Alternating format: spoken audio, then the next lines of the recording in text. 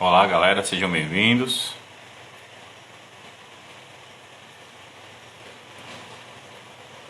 Adeilma, que prazer.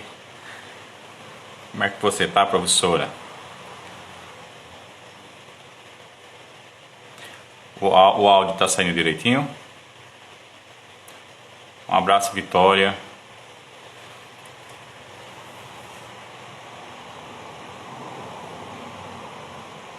Bem, gente, é o seguinte, uma boa tarde a todos, né? Tá certo. Vai dar as respostas. Bem, quem dera eu adivinhar o que vai, né, tá pronto aí para as provas de vocês do Enem, pra galera aí que vai fazer. Mas boa tarde. Essa é mais uma hora do Enem com o professor Biratan Luiz. E hoje é um dia muito especial, né? Hoje a gente vai ter a participação do meu querido e amado professor Alex Alves, que trabalhou comigo durante um bom tempo na empresa privada, né? E hoje tenho uma satisfação de trabalhar com ele na escola pública, na nossa E-City de Itabaiana. Por falar nisso, um abraço à gestora Elisete, aos professores lá da E-City, e em especial os professores de humanas, né, que também abraçaram a essa causa, para a gente dar algumas dicas para o Enem. E assim, pessoal, agradecer também aos alunos, né, a esses professores, aos amigos e também aos ex-alunos que estão nos vendo. E depois a gente vai, se possível, durante nossa conversa, deixar aberto para alguns possíveis questionamentos. Mas vamos deixar de conversa fiada, porque o tema hoje é sobre história, né? E sobre história, o professor Alex ele vai trazer esse tema do Brasil colonial. Mas eu quero ver se ele está online. Só um minutinho. Deixa eu procurar o Alex.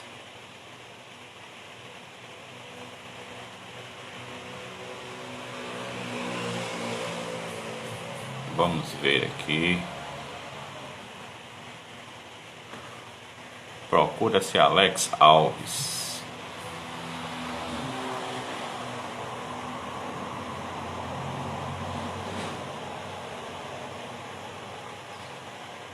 Enquanto isso, a galera vai chegando aí.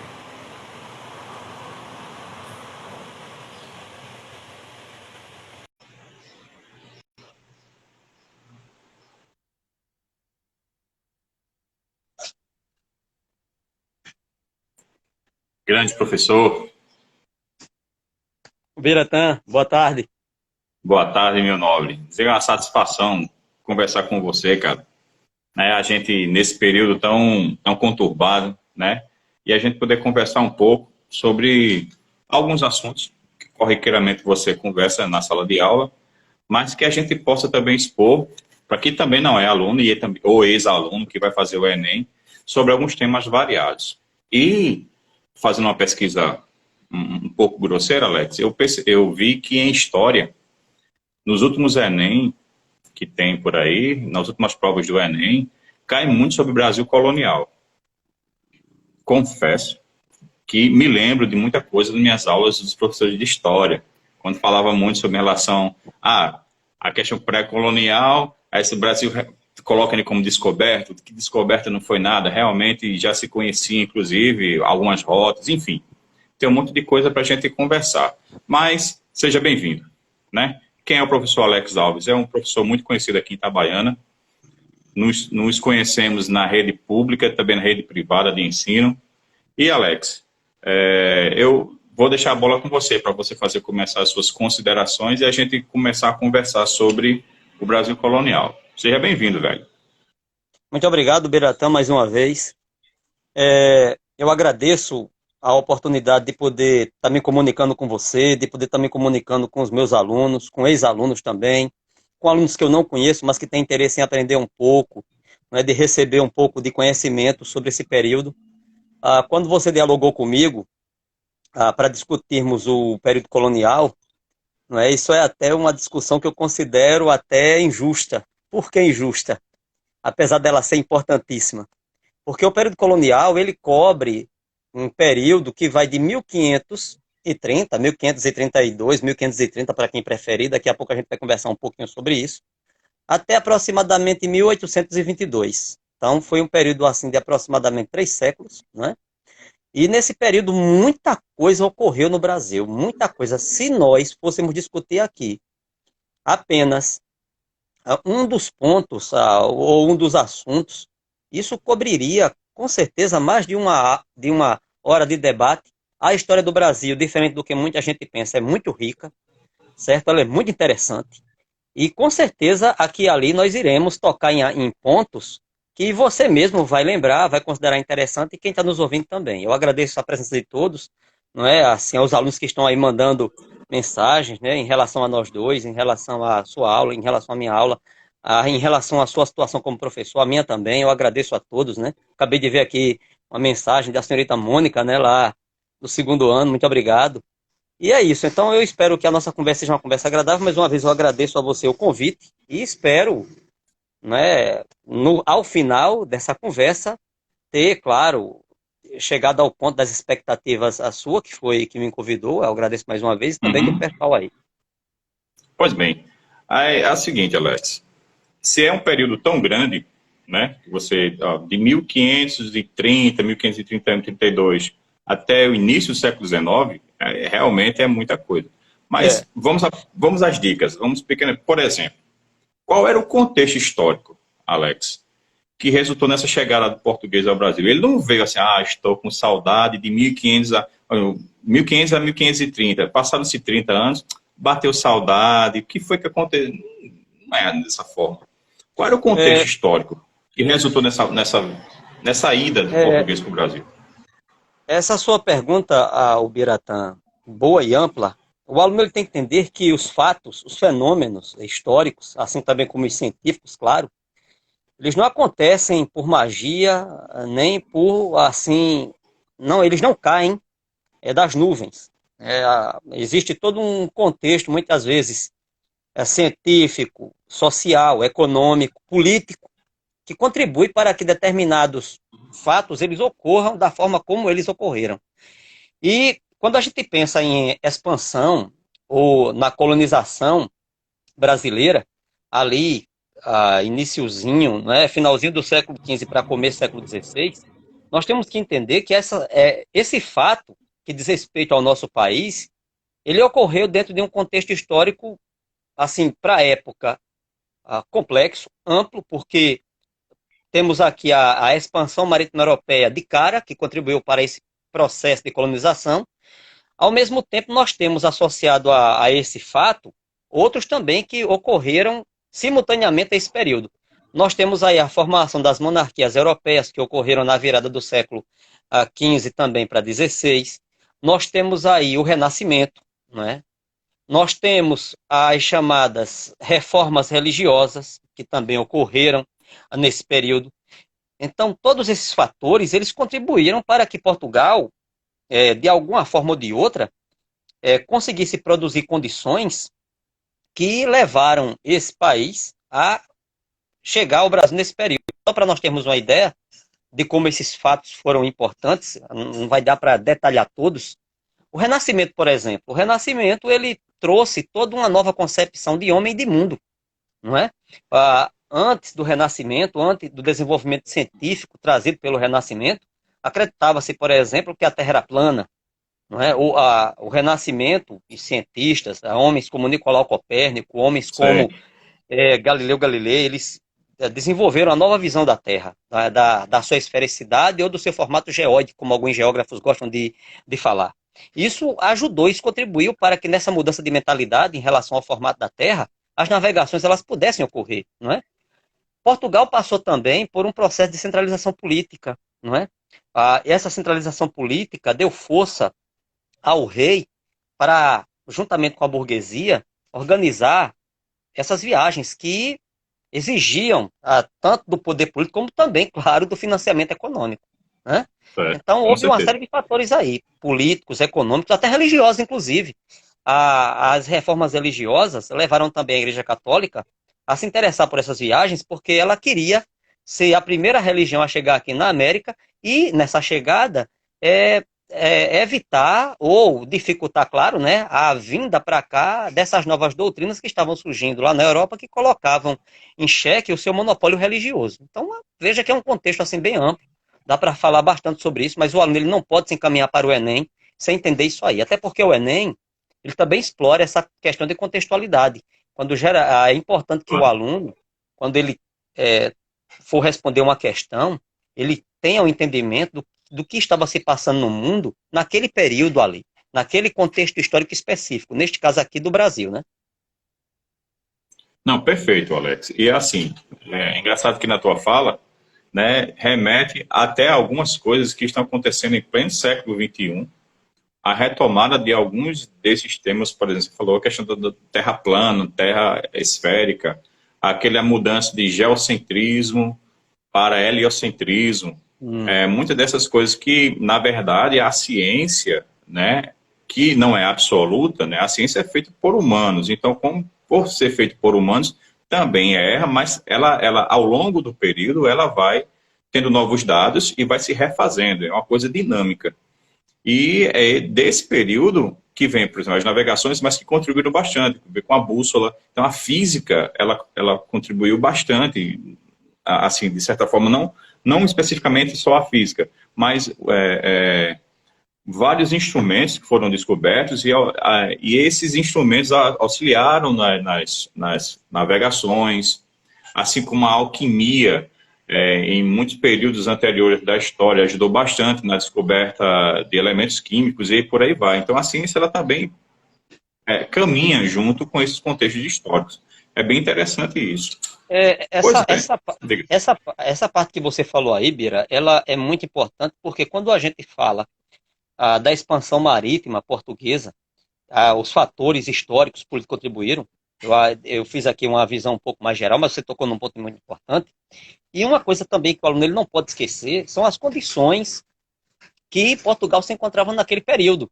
Como eu já disse, centralização política, uma relativa paz interna. Portugal, se a gente observar direitinho no mapa, ele localiza-se bem na ponta da chamada Península Ibérica. Portugal é porta de entrada e saída, tanto do Oceano Atlântico como também do Mar Mediterrâneo. Portugal já vinha acumulando uma série de experiências náuticas na época. A caravela já havia chegado, o desenvolvimento da caravela já havia chegado por lá. Você tocou aí num ponto muito importante, que foi a bússola inventada pelos chineses, que também chegou nesse período em Portugal, dando mais segurança, inclusive, às viagens marítimas, que embora alguns instrumentos continuassem sendo usados, como o sextante, o astrolábio, né, mas alguns instrumentos, você sabe muito bem disso, eles só conseguem, assim, operar bem durante o dia. Outros operam bem com o céu completamente estrelado, nuvens, a chuva podem prejudicar, não é, o trabalho do cientista da época, do navegador, com alguns desses equipamentos. E a bússola não. Na época, apesar de ser muito simples, ela deu muita segurança às viagens. E isso contribuiu bastante. E tudo isso, claro, fruto de um conhecimento científico que na época estava se desenvolvendo. Caravela, pólvora, a imprensa, todas essas invenções estavam chegando na Europa nesse período e tornando o continente um local assim muito efervescente em termos de divulgação de ideias. Os próprios mapas também, né? Que na época havia uma competição muito grande entre Espanha e Portugal para ver quem conseguia ter mais mapa ou quem conseguia ter o mapa mais preciso do mundo naquele período. Então, veja que era um caldeirão de conhecimento na época, não é? O aluno ele tem que compreender bem isso. Pois é. E assim, me diz uma coisa, Alex. De 1500 até essa colonização, até onde eu sei, me desculpe se eu estiver errado e você me corrija. Não, sem problema, Bira. Fica à vontade. A atividade é extremamente extrativista, não é isso? Era pau-brasil, retirada do pau-brasil. Então, era uma coisa predatória. Mas vinha para cá, retirava o pau-brasil, andava para a Europa. O que é que mudou para isso?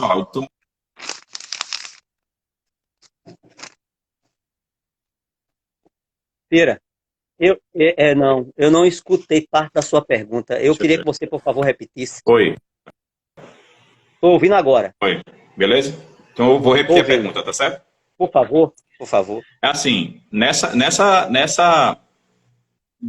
nesse tempo de 1500 a 1530, que era estritamente assim, extrativista, né? Me corrija se eu estiver errado. Então, era retirada do pau-brasil. Então, vinha para cá, retirava o pau-brasil e levava para a Europa. O que é que mudou para sair dessa situação de extração do pau-brasil para vir realmente colonizar e, a partir de então, encaminhar isso?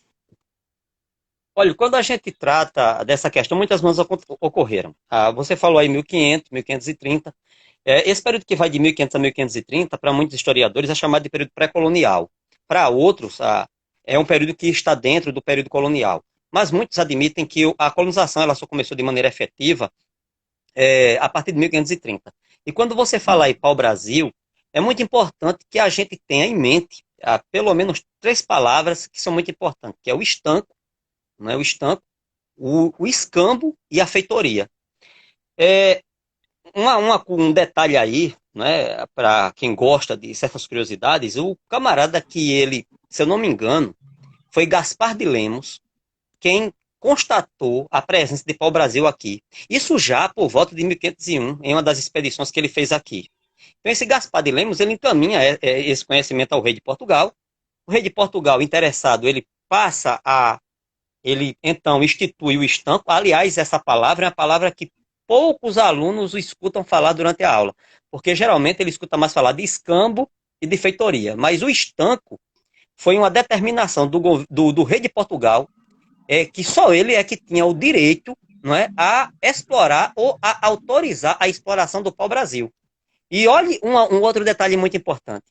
Primeira pessoa que veio explorar o pau-brasil em nosso território foi Fernando de Noronha, né? Que até hoje é muito conhecido devido àquele território que há ali nas proximidades de Pernambuco. Né? Então, a partir daí, começa todo um processo de extração. E aí é onde entra uma outra palavra, que é o escambo. O escambo foi uma relação que se estabeleceu, não é comercial, econômica, alguns dizem, não digo nem tanto econômico, mas mais assim, comercial, entre os portugueses e os índios, em que os índios ficavam com a missão de derrubar e, claro, amontoar ou até mesmo organizar esse pau-brasil para o transporte para as caravelas em troca de quinquilharias ou objetos de baixo valor. Esse pau-brasil, ele era estocado, acumulado nas feitorias. Né? As feitorias eram postos comerciais simples, bem rústicos, mas importante para a época, que os portugueses fizeram na parte litorânea do Brasil, justamente para servirem de armazéns para o transporte da mercadoria que eles tinham interesse em levar para Portugal. Então, quando esse pau-brasil ele finaliza o ciclo dele, porque outros ciclos tornaram-se importantes, porque na realidade, uma coisa que o aluno ele tem que entender, quando os portugueses começaram o processo de colonização aqui, Bira, o interesse do rei não era ir de imediato para o Brasil, era descobrir o ouro, porque a Espanha, quando ela começou vamos dizer assim, a explorar a América, eles descobriram o ouro de maneira praticamente que imediata. E o rei de Portugal ficou muito frustrado com isso, porque ele iniciou o processo de colonização, mas o ouro não vinha, o ouro não aparecia. Na ausência do ouro, na ausência desse metal, que estava sendo muito procurado na época, então ele passou a explorar o pau-brasil, que já era um vegetal, uma madeira conhecida na Europa, não é? A partir daí, ao mesmo tempo em que o pau-brasil era explorado, o governo português foi montando aqui outras formas de exploração econômica. Nós tivemos aqui o ciclo da cana, não é? Em seguida, o ciclo aurífero e diamantino, não é? E mais adiante, aí no século XIX, nós tivemos aí já o ciclo do café. Houveram outros pequenos ciclos econômicos aqui no Brasil também, como, por exemplo, a exploração da borracha, né? É um item, tá entendendo? Do couro, certo? Mas os grandes ciclos econômicos, assim, pelo menos que o aluno ele não pode deixar de saber, é exatamente esse. O pau-brasil, em seguida aí o açucareiro, né, que mencionei. Depois nós temos ali o aurífero e diamantino e o do café. Então, todas essas mudanças o que foi que ocorreu para que mudasse? É também, claro, a necessidade da época. Alguns produtos, eles vão perdendo o seu valor no mercado internacional, e o próprio rei de Portugal, na tentativa de incrementar a economia portuguesa, ele vai tentando descobrir outras formas de explorar a colônia, não é? E aí depois, como eu já disse, veio o açúcar, que na época era considerado um ouro branco, muito caro. O açúcar ele servia para pagar dote. As pessoas que se casavam na época, a moça, quando ela se casava, o pai geralmente dava a ela uma porção de açúcar para que o marido pudesse comprar os móveis e tocar a vida durante um certo tempo, certo? Mas a grande alegria do rei de Portugal foi quando se deu a descoberta do ouro aqui no Brasil, com o movimento das bandeiras, né? E também patrocinado por ele, das entradas, certo? Mas é isso, esses ciclos Certo. econômicos, eles mudam devido a interesse do rei e de mudanças, inclusive, no próprio mercado internacional. Alex, oi, Pode tá me falar. escutando? Tá me Tô escutando ouvindo, direitinho? Bira. Tô ouvindo. Nós temos aqui, Alex, duas perguntas, tá certo? De dois alunos que estão nos vendo. Um abraço para o eterno professor Rodrigo. Ele hoje está como vereador. Só que nós o conhecemos dentro da sala de aula, né? É verdade, é verdade. Um abraço a Pois Rodrigo, um é. abraço. Um abraço, Rodrigo. Depois, qualquer coisa, porque ele deve estar enferrujado em geografia. Ele deve estar Sem enferrujado, mas a gente problema. vai aperrear aí. Ó, indagaram aqui, Alex, sobre o sistema Plantation. Eu acho que é esse que Sim, chama. é. E uma outra coisa aqui que pontuaram é se o roubo de minérios pelos portugueses, até que ponto prejudicou o Brasil nesse sentido. O roubo de minérios.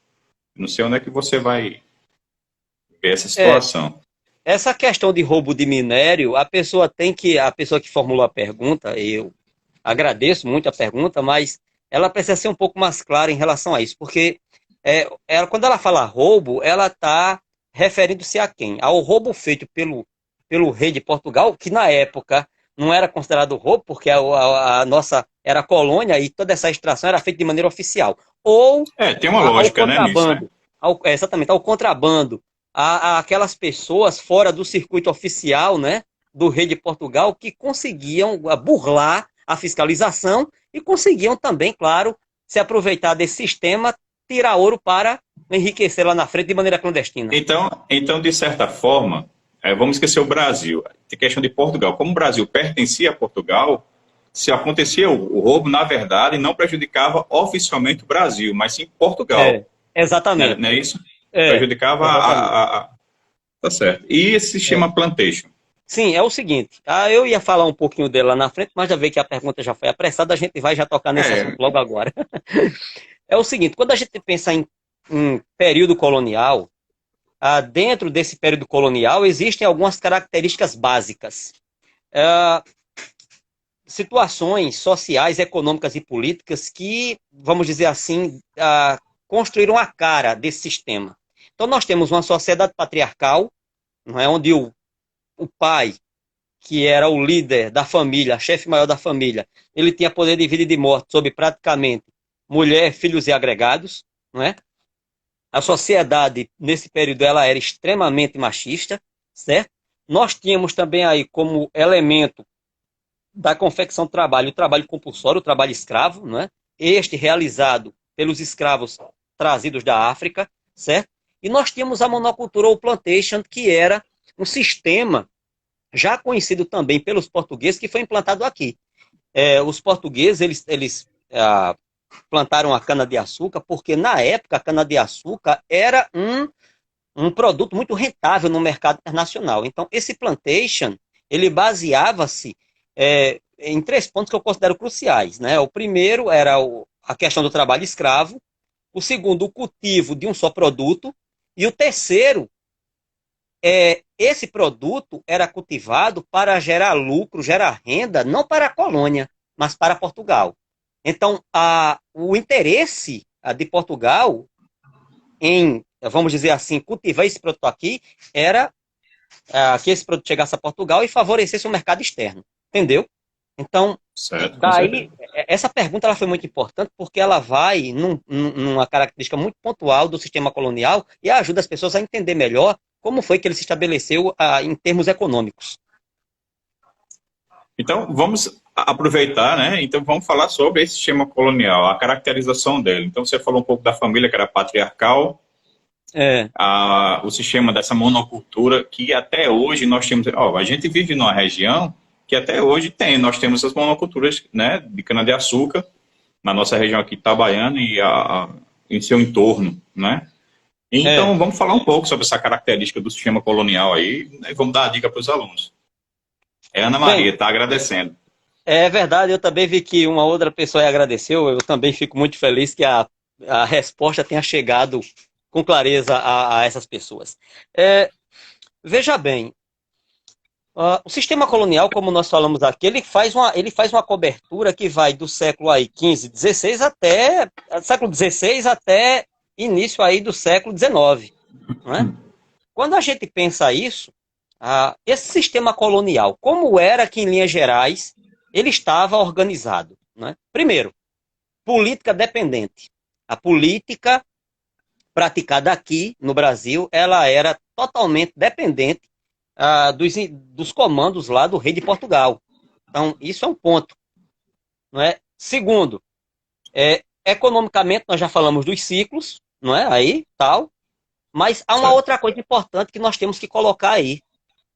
O ciclo econômico, a economia da época, Portugal seguia um conjunto de práticas econômicas, né, na época, que tornaram-se para a história conhecida como mercantilismo. E o que é o mercantilismo?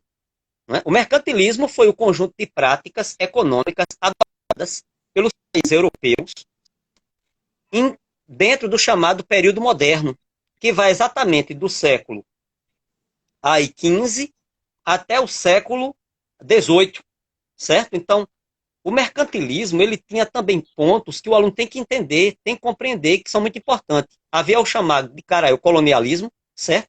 Muito praticado, inclusive, em Portugal, claro. O colonialismo é quando um país europeu, ele passa a ter interesse em buscar, conquistar terras fora do seu território, certo? Para melhorar sua economia e fortalecer o seu poder político. Havia também, dentro do mercantilismo, o que nós chamamos de metalismo, que é exatamente a busca e a procura por metais preciosos. O ouro, por exemplo, era um metal muito procurado nessa época. Então, esse mercantilismo ele tem outras características, como, por exemplo, sim, uma outra coisa que eu não posso esquecer, o metalismo, ele aparece em alguns livros com o nome de bulionismo ou bulionismo.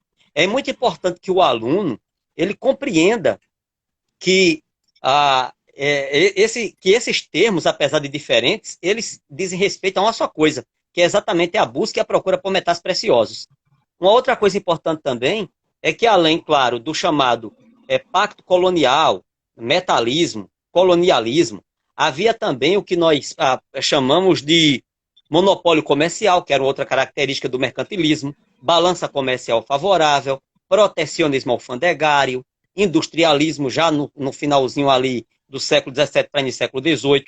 Então, economicamente, mesmo sendo colônia, o Brasil estava submetido a esse conjunto de práticas econômicas. Quando a gente fala pacto colonial, esse termo pacto é até um termo que eu considero um pouco inadequado, porque quando a gente faz um pacto, ambas as partes saem, o prejuízo é para ambas as partes e o benefício é para ambas as partes. Só que esse pacto colonial, na linguagem portuguesa, para o Brasil, funcionava mais como uma imposição do que como um pacto. Porque o Brasil, ele não tinha liberdade econômica, ele tinha que comercializar, ele tinha que produzir aquilo que era de interesse de Portugal. Não podia ter indústria, não podia ter fábrica. Portugal dominava com muita força a economia colonial, porque a economia colonial ela servia apenas para fortalecer a metrópole, no caso aqui Portugal. Entendeu? Então, essas características assim gerais, o aluno ele tem que compreender, né? O plantation que você acabou de falar aí, que era a forma de produção aqui, é uma delas também.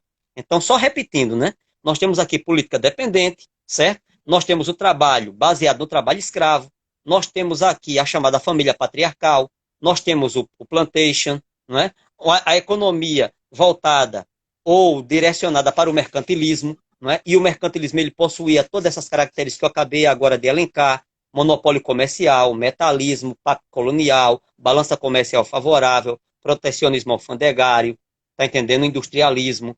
O aluno ele tem que assim compreender isso, é muito importante. Ok. Alex, Pode falar. Veja bem, estão vindo surgindo algumas perguntas que eu acho que a gente ia deixar um pouco para o final, que inevitavelmente a gente vai falar sobre a abolição, né, Claro, sobre a Revolução Industrial, sobre já esse parte de declínio. Só se você claro. quiser também já trazer à tona agora.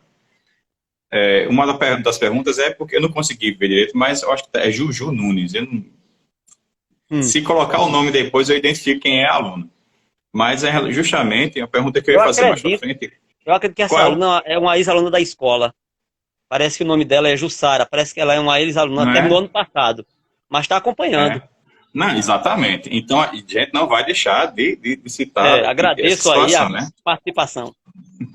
E assim, veja bem, a gente pode tratar nessa parte ou a gente continua com a caracterização Não, do pode sistema fazer. colonial e Pode depois a gente essa vai para... caracterização. Você que sabe. Quem manda é você, cara. Você que sabe. Não, você pode formular essa caracterização. Eu já Porque estou já eu ia aqui no trazer, finalzinho dela. certo? Eu já ia trazer a situação de qual é o papel da Revolução Industrial. Mas a gente já pega meados do século XIX, né? Então, A vamos botar à revolução, tona. essa revolução que Enfim, você falou aí, ela foi a segunda. A primeira revolução, ela vai ocorrer ali em meados do século XVIII, por volta do ano de 1750, aproximadamente, certo? E a certo. revolução industrial, ela teve um impacto muito forte na chamada crise do sistema colonial. Por quê? Porque com o advento da revolução industrial, surge o chamado trabalho assalariado, não é? De modo que o trabalho escravo, ele passou a ser questionado.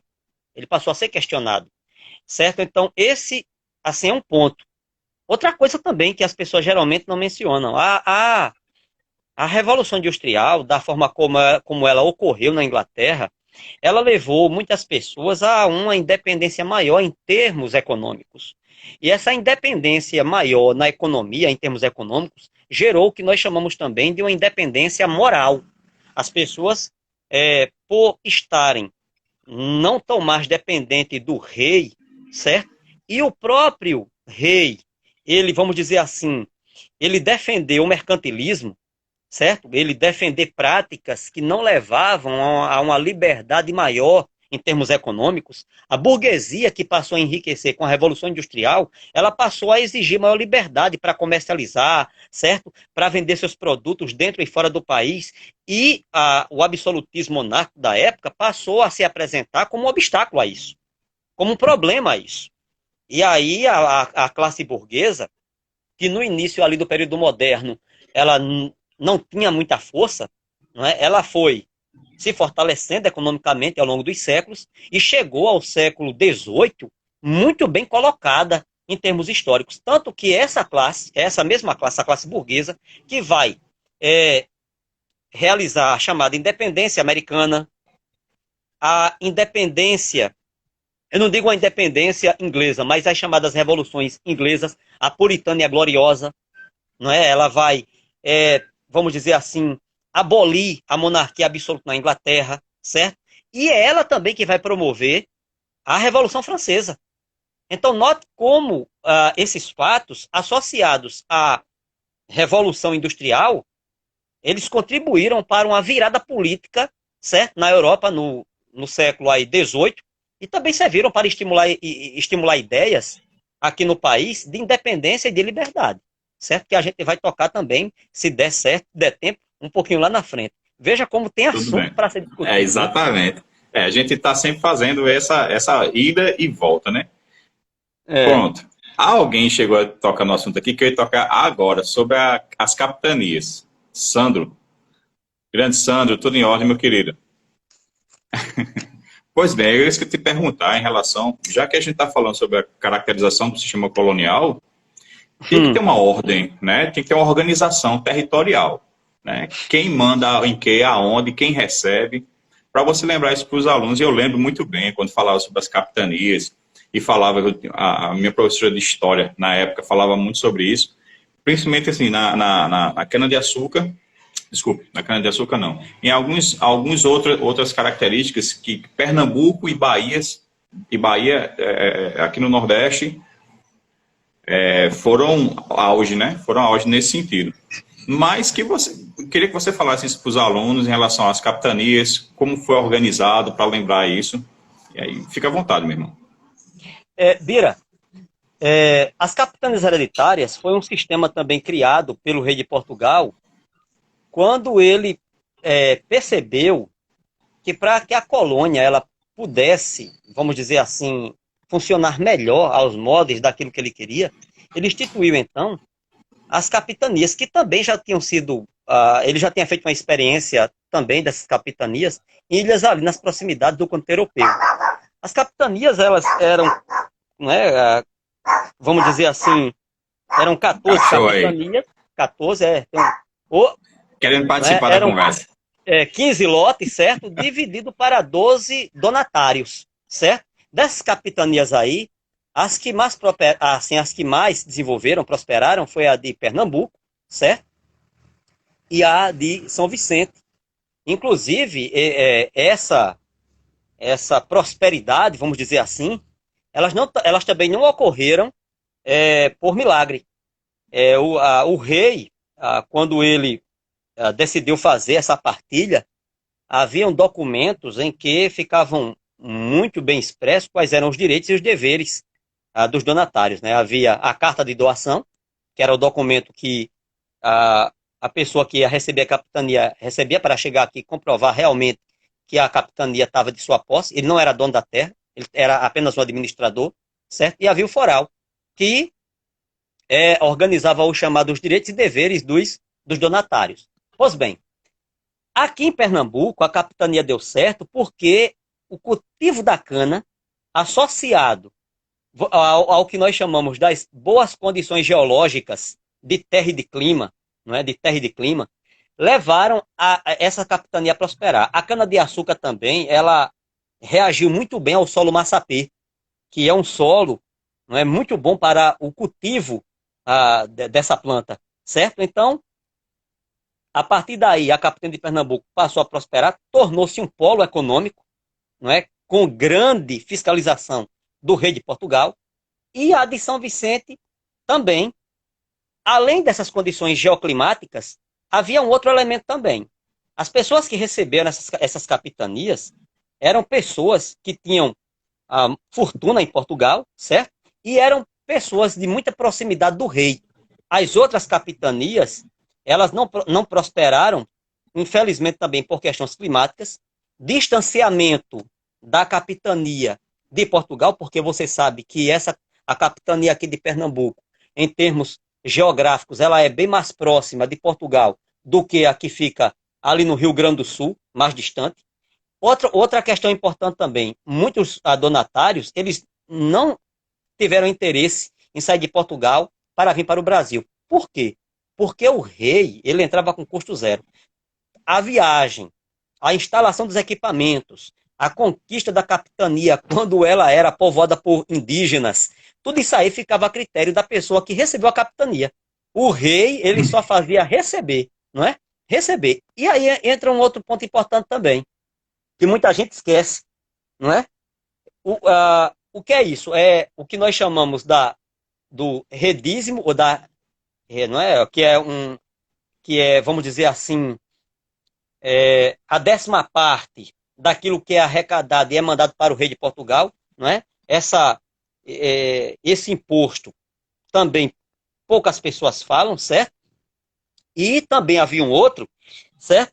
Que era chamado de vintina, que era a retirada de 5%, certo? De 5% de tudo aquilo que era recolhido aqui em cima, muitas vezes de caça, de pesca, certo? Que ficava também na mão do donatário. Então, o donatário, ele tinha também algumas prerrogativas arrecadatórias, vamos dizer assim. Mas a maior parte de tudo aquilo que era, claro, arrecadado aqui, seguia para Portugal, certo?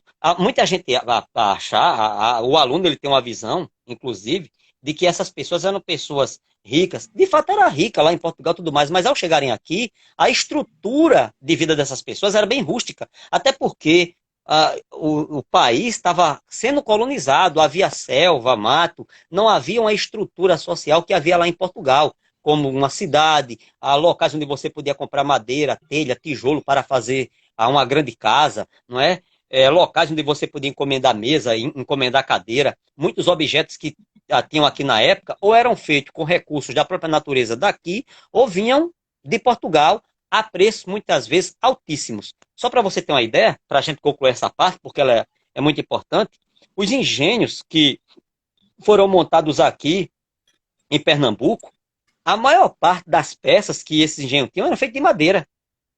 E quando tanto a parte de madeira quanto a parte de ferro, quando geralmente quebravam, não é, essas partes, a pessoa tinha que mandar buscar um engenheiro, um técnico, vamos dizer assim, europeu, para vir consertar. Enquanto isso, o engenho ficava parado. E é bom lembrar que a viagem, ela não é tão rápida, não é? Com Imagina aí, o certeza. camarada pagava uma pessoa para ir buscar esse engenheiro, aí conta aí o tempo de ida e de volta, o engenheiro chegava aqui, consertava a peça, recebia o pagamento e tinha que retornar. E E a a, viagem é bem bonzinha, né? exatamente. E o dono do engenho, também engenheiro, né, nesse caso aqui, o engenheiro dono do engenho, ele ficava, claro, na preocupação e pedindo para que aquele equipamento não quebrasse nem tão cedo. E o conserto, o reparo era caro, era muito caro. Então, os donos de engenho tinham poder, prestígio, tinham dinheiro, mas não tinham também esse dinheiro todo como a gente imaginava, porque eles viviam constantemente endividados, pagando dívidas de conserto de equipamento quebrado. Senhor Alex, respire, Pode certo? falar. Nós temos aqui mais perguntas, mais indagações e o pessoal está adorando suas aulas. Inclusive, mandar um Muito abraço obrigado. para Sandro. Sandro está relembrando suas aulas de história. Né? Obrigado. Manda também um abraço para os ex-alunos do Colégio da Conceição. Aí, de vez em quando, a cena aqui, a ex-aluno do CNSC. Nós passamos alguns bons anos lá, foi? Foi, claro, claro. Passamos Pois sim. bem. E existe uma indagação aqui, Alex, sobre. Você falou de revoluções e ficou uma dúvida sobre a Revolução Puritana. Hum. Você quer retomar Sim, essa rapidamente. revolução? Pode Rapidamente, só ser? para a pessoa entender aí. A Revolução Puritana, Bira, foi uma revolução que ela ocorreu na Inglaterra do ano de 1642 a 1649. Essa revolução foi chamada de puritano porque o líder dela, Oliver Cromwell, ele era um puritano. Os puritanos eram o que nós chamamos de um grupo de protestantes dentro da Inglaterra. Por quê? Porque, na época, a Inglaterra ela tinha cristãos católicos, havia os anglicanos, ou a religião anglicana, que era a religião do rei, né? E havia os puritanos, que eram pessoas que tinham surgido na Inglaterra a partir do desdobramento da reforma luterana. E o rei da Inglaterra, ele, além, claro, de promover o absolutismo, ele fazia o atrelamento do poder político e religioso, certo? Ele concentrava esses poderes. E ele, claro, beneficiava pessoas da religião anglicana e aqui e ali também, claro, do cristianismo católico, prejudicando, neste caso, os puritanos. A classe burguesa, em sua maioria puritana, passou a se ver como prejudicada pela política econômica do rei, certo? Então passou a haver, a partir do ano 1640, uma série de mal-estar entre o rei, certo? E essa classe, culminando em 1642 com o início de um conflito civil entre os puritanos, a burguesia de um lado, certo? Formada em sua maioria por puritanos, e o rei. Essa guerra ela terminou em 1649, o rei foi derrotado, certo? Ele foi preso, julgado, decapitado, e Oliver Cromwell, o líder puritano, passou a governar a Inglaterra a partir daí, durando o seu governo aproximadamente 10 anos. Então, a Revolução Puritana foi essa revolução aí. Não dá para se falar assim muito, gostaria de entrar em mais detalhes, mas só para o aluno lembrar, Sim. porque com certeza ele lembra, certo? Uma revolução que ocorreu na Inglaterra, repito, de 1642 a 1649, certo? Que apresentou-se como a primeira grande ameaça à monarquia absoluta, certo? Quando o Cromwell sai do poder, o filho dele retorna, inclusive eu até brinco porque eu chamo o filho dele de Ricardinho Medrosinho, porque ele passou pouco tempo no poder e não tinha a mesma habilidade política que o pai. Aí há uma tentativa de retorno do absolutismo, certo, monarca? Mas a classe burguesa está fortalecida, ela faz uma segunda revolução, que é a gloriosa, dessa vez acabando definitivamente com a monarquia absoluta na Inglaterra. O aluno que está ouvindo, ele dê uma olhadinha nesse assunto, que é muito importante para a compreensão dele, não é, do que é política, do que é cidadania, certo? Ajuda a Tudo entender certo. melhor esses conceitos aí. É um abraço aí para a galera. E assim, Alex, professor Alexandro, também lá da ECIT do Otávio Silveira, está nos vendo. Professor Alex, que também trabalhou com a gente. Um abraço para você, professor. Você também é um grande É, mestre, né? isso, um abraço também, claro. Alex, surgiram mais duas indagações aqui, e uma eu achei interessante, que você falou em outro momento da preocupação da Igreja Católica em vir primeiro ao novo território para garantir a sua doutrina. Eu estou certo no raciocínio? Isso, Pronto. isso. Pois bem, até que ponto essa catequização indígena, ela influencia, eu acho que é mais ou menos isso, a pergunta de Yuri. Até que ponto essa catequização indígena também interferiu na questão econômica? Eu acho que é mais ou menos isso. Hum. Olha, aqui no Brasil, o impacto dessa catequização indígena para termos econômicos não foi tão grande, porque esse impacto ocorreu mais na chamada ali a América Espanhola, onde havia modalidade de trabalho, como a mita, a encomienda, certo? Aqui no Brasil, essa questão dos indígenas, ela, apesar de, claro, os indígenas também sofrerem, haver toda uma tentativa de processo de aculturamento da parte deles, da tentativa dos jesuítas, né? Porque eles começaram também de maneira muito efetiva de criar as chamadas missões jesuíticas, né? Colocar o indígena nessas missões, ensinar ele a língua portuguesa, ensinar ele o trabalho aos moldes, né? Do homem europeu, certo? O impacto em termos econômicos, é claro que sempre é, mas foi muito pouco, porque a escravização indígena, ela não era uma escravização considerada pelos portugueses inicialmente, depois pelos nativos, como uma escravização fácil, né? O índio, ele ficava no meio do mato, o índio ele era mais arredio em relação à escravidão, certo? O índio conhecia a mata de maneira muito boa e de maneira muito diferente daquela do homem português. E enquanto que o homem português ele tinha armas de fogo, com certeza com potencial de letalidade bem maior, mas o índio também tinha flechas temperadas, certo? Flechas envenenadas. Sim. Agora, no que diz respeito aí ao chamado impacto econômico, esse impacto econômico para o Brasil, o maior foi dado aí pelo trabalho escravo. Digo do escravo não índio, porque houve também escravidão indígena, mas da escravização do preto que vinha da África para cá. Tá entendendo? Que passou, Show de bola.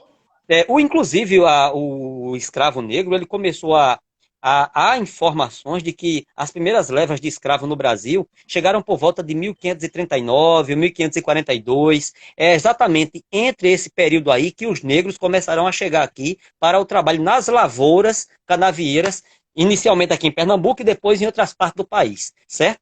Em relação à escravização indígena, um ponto importante que o aluno também não pode esquecer, trata das rebeliões nativistas, que é a chamada Revolta de Beckman, que inclusive um dos pontos dessa revolta foi exatamente porque as pessoas dessa região, que ficava aí né, na parte ali Rio Grande do Norte, mas naquela área ali, queriam escravizar os índios, né, porque eles não tinham dinheiro para comprar escravos, certo?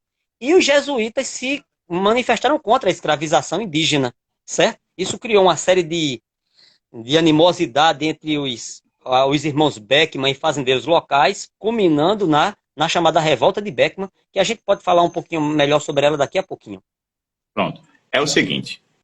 Infelizmente, a gente só tem alguns minutos nessa conversa. Eu estou tendo, Mas é confesso a rápido, né? você, eu estou tendo uma aula de história, estou revivendo muita coisa. Eu Muito obrigado, ficaria Bia. aqui durante horas, Muito professor obrigado. Alex, mas eu me permita dar um pulo, um salto histórico agora da escravidão indígena, né, da escravatura indígena, dessa parte indígena, para o Pode fazer. seguinte. já que a gente está falando de rebelião, teve a Revolução Industrial, que você já falou, já citou sobre essa questão, mas aí as rebeliões aqui no Brasil, já culminando esse processo de encerramento dessa crise colonial. Vamos chegar nessa parte um pouco mais final, que a gente falou muito sobre o pré, né? Até pré-colonial a gente falou bastante sobre ele. Não estava nem muito na nossa pauta, mas os alunos têm bastante interesse em relação a isso. Mas vamos focar agora, Alex, no declínio, né? Na parte final desse período. Eu queria que você pontuasse algumas coisas em relação a isso para os alunos, né? As rebeliões coloniais, esse declínio da crise da colônia e por aí vai. Olha, a sociedade brasileira, quando eu digo sociedade brasileira, eu digo os descendentes dos portugueses, né, os nativos, as pessoas já nascidas aqui. Essa relação entre Portugal e Brasil, ela nunca foi uma relação tranquila, porque já aí no final do século XVII, o Brasil já começa a, vamos dizer assim, a organizar uma série de eventos, de rebeliões contra a coroa portuguesa. Esse ciclo de rebeliões é importante que a gente divida ele, como geralmente os livros dividem, que são as chamadas revoltas nativistas de cunhos não separatistas, e aqui a gente tem algumas delas, como a aclamação de Amador Bueno, né? Deixa eu ver aqui, eu vou tentar fazer na sequência, mas se eu pular alguma, é normal, aí é devido à pressa aí, que falta poucos minutos, né? Então nós temos Tudo bem. aí a chamada Guerra dos Emboabas, nós temos a Revolta dos Mascates, certo? Nós temos a revolta aí como é que eu posso falar?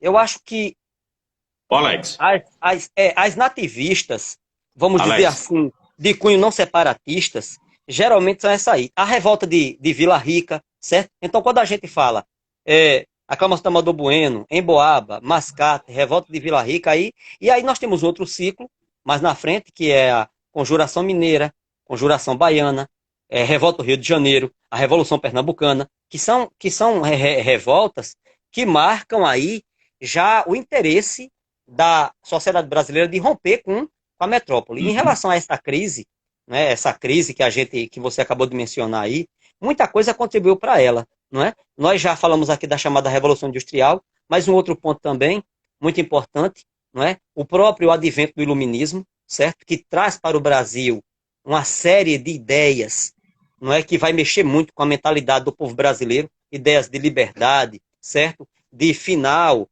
de poder das monarquias absolutas, inclusive muitas dessas obras eram proibidas aqui no Brasil, obras de Voltaire, de Rousseau, certo? Aqui no Brasil, pessoas chegaram a ser presas, não é? Porque tinham obras de Rousseau em casa, tinham que se explicar ao governo. O governo português tratava as ideias iluministas como infames, certo? E um outro ponto importante são as chamadas invasões napoleônicas, que a gente também não pode descartar, que contribuíram sim para o declínio do sistema colonial brasileiro. Porque as invasões napoleônicas, elas forçam a rainha de Portugal a vir para o Brasil, certo? Ao rei, ao filho dela como regente, e aí a situação se inverte, porque o Brasil, não é? Ele passa a ser a sede do É governo isso mesmo. português, sem problema. Ele passa a ser a sede do governo português, certo? E o próprio governo português instala aqui escola, instala aqui, por exemplo, uma gazeta, ele vai instalar centros de ciência, o fluxo de informações vai circular de maneira melhor. Muitos europeus vão passar a visitar o Brasil de forma assim, mais intensa para falar com o rei, visitá-lo, trazer as notícias que estão vindo da Europa. Então, a dinâmica da vida no Brasil mudou a O que partir da Napoleão chegada. não fizer, ninguém mais fazia, né? Exato, chegou a mudar com a vinda do rei. Uma outra coisa importante, Birante, terminar essa fala minha, o aluno ele não pode esquecer, quando a gente fala também sociedade colonial, o aluno ele não pode cair no erro, no equívoco de achar que a sociedade colonial ela se configurou apenas de uma forma, como a sociedade, por exemplo, açucareira em Pernambuco. O sistema colonial foi um sistema complexo e surgiram aqui mais de um modelo de sociedade. Nós temos a sociedade patriarcal, açucareira, não é, latifundiária, que fazia o cultivo da cana-de-açúcar, e a partir do momento em que ocorre a descoberta do ouro, nós temos aí uma sociedade mineradora, uma sociedade mais dinâmica, mais aberta. Nessa sociedade, inclusive, o próprio escravo, ele podia obter a sua liberdade com maior facilidade, certo? Você podia encontrar mulheres comercializando, coisa que não se via na sociedade açucareira, certo? A sociedade surgida a partir da atividade mineradora foi uma sociedade mais aberta, mais flexível, certo? Melhor, assim, em Interessante. termos econômicos, para muita gente. Então, o aluno ele tem também que entender isso aí, que havia essa diferença social no Brasil durante todo esse período colonial, certo? A sociedade ela não se manteve a mesma. Professor Alex, Pode falar. vamos continuar essa conversa um outro dia, né? Eu espero que os Com alunos certeza. da nossa ECIT tenham gostado, os nossos ex-alunos também, né, nos revendo, nos cumprimentando. Agradecer mais uma vez a gestão da nossa escola, a coordenadora Tamires, que me aperreou muito para fazer essas participações aí, a gente deu asas Sem a essa problemas. proposta. E, Alex, parabéns para nós, Alex, que nesse momento a gente tem que estar se reinventando, né? O professor Alexandro também aí acompanhando, aos professores, professora Deilma, que é uma professora de mão cheia, lá de Mogeiro, também agora está em Ingá. Enfim, agradecer a você, a sua disponibilidade, minha admiração por vocês, você já sabe disso. E Que é isso, eu falar também. para os nossos queridos alunos que quinta-feira, às 3 horas da tarde, a gente vai estar batendo papo, mudar totalmente de assunto. Uma professora de física. Liga aí. A gente vai sair de Brasil colonial para falar de usinas e instalações residenciais. Cai muito dentro de ciências da natureza, né, conteúdo de física, cai muito falar sobre usinas e instalações residenciais. E quem vai conversar com a gente é a professora Carla Valéria, que trabalhou aqui um tempo em Itabaiana e hoje está em Mogeiro. Tá certo? Tá Alex, certo, muito Deus. obrigado. A todos vocês que estavam acompanhando e que estarão acompanhando, um abraço. Né, que tenhamos uma boa semana e vamos nos cuidar, né? É necessário. Tá certo. Bira, eu agradeço muito a você o convite, viu? Agradeço muito a todos que assistiram a live. Agradeço os elogios. Também admiro você muito como amigo, como profissional, certo? Sei que você é um professor que realiza seu trabalho com extrema competência, tá entendendo? Tudo isso são coisas que me fazem admirar bastante as pessoas que trabalham do seu modo na educação, porque a educação precisa de profissionais assim. E estou aqui à inteira disposição sua, dos alunos, de todo aquele que deseja Claro. tirar dúvida. É sempre um prazer atender. E sempre que precisar e achar que eu possa ajudar, fique à vontade, entre em contato, não se acanhe, que se puder, a gente faz o evento acontecer e faz as pessoas aí melhorar o seu conhecimento em relação à história e outros assuntos. Meu muito obrigado a Ok. todos, certo? A você e até mais, Bira. Até mais. Um abraço, galera. Tchau, tchau. Obrigado, boa tarde a todos.